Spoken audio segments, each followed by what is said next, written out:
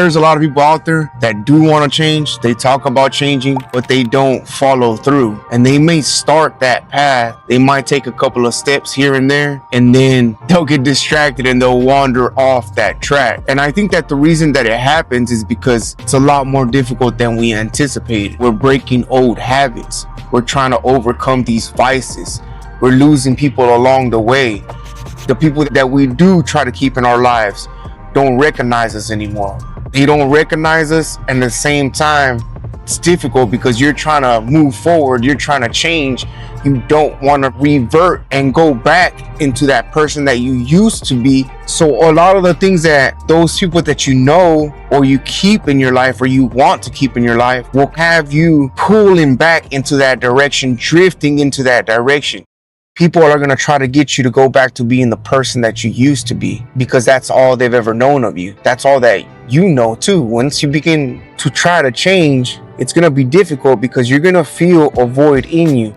You're going to feel like you're not getting any form of stimulation anymore, any joy, any dopamine, anything that used to make you happy. Those vices, whatever they may be, overeating, drinking, smoking, watching TV, just not doing anything at times, just chilling and just shooting the shit with friends and just killing time. A lot of that stuff right there is not gonna be there for you anymore, and you gotta find a way to push through that. That's when you're gonna have to build discipline. That's when you're gonna find out if you're disciplined or not, because that's what makes discipline so difficult, is that at times it can be depressing because you won't get the dopamine hits that you used to get. But if you can overcome that, you're already on the path to becoming that person that you want to be. That's how you begin to change. You have to build a foundation, and it takes consistency, it takes discipline, it takes a whole lot of effort, and it takes a whole lot of repetition.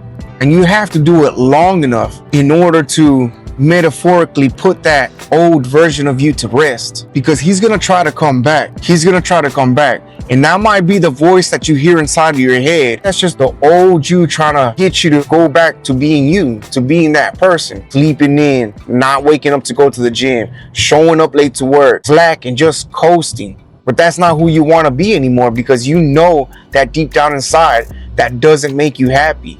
What makes you happy is that purpose, and you have to find that purpose. And once you find your purpose, you'll see that sense of direction that you begin to develop. It guides you. You start becoming your own leader. Maybe not for anybody else, but for yourself, for sure, most definitely. And that's when you know that you have begun to trust yourself. Because when you're trying to change, you don't trust yourself because you know who you are. Deep down inside, you know who you are or who you used to be.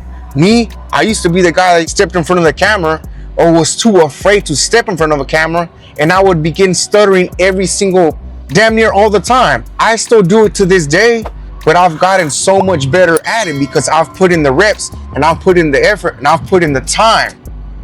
And once you do the same thing, you will begin to change.